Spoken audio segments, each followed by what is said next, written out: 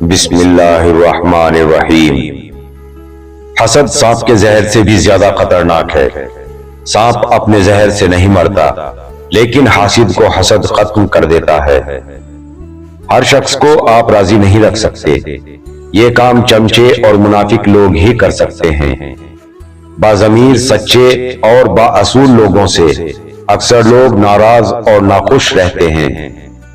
اگر آپ کو تعلق برقرار رکھنا ہو تو اچھائی بیان کرتے رہو، اور اگر تعلق ختم کرنا ہو تو سچائی بیان کر دو۔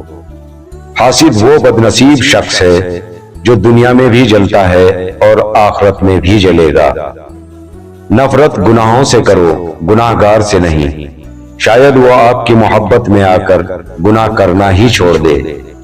جس طرح بڑے ہو کر پتہ چلتا ہے کہ والدین سچ کہتے تھے، ویسے ہی قبر میں جا کر پتہ چلے گا کہ قرآن سچ کہتا تھا۔ اللہ ہمیں دنیا میں ہی قرآن کی سمجھ عطا فرمائے۔ خوش رہنے کا سب سے اچھا اصول یہ بھی ہے کہ جہاں لگے آپ کی جگہ نہیں، وہاں خوشی سے خود کو الگ کر لو۔ شاخ پر بیٹھا پرندہ شاخ کی کمزوری سے نہیں ڈرتا، کیونکہ اسے اپنے پروں پر اعتماد ہوتا ہے۔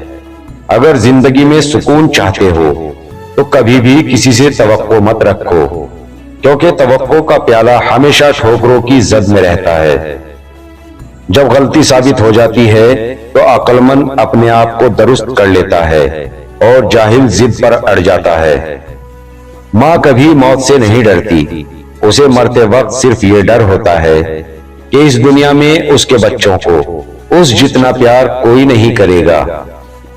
بابا جی سے کسی نے پوچھا، کھانے کا بہترین وقت کون سا ہے، کچھ رہنمائی فرمائیں۔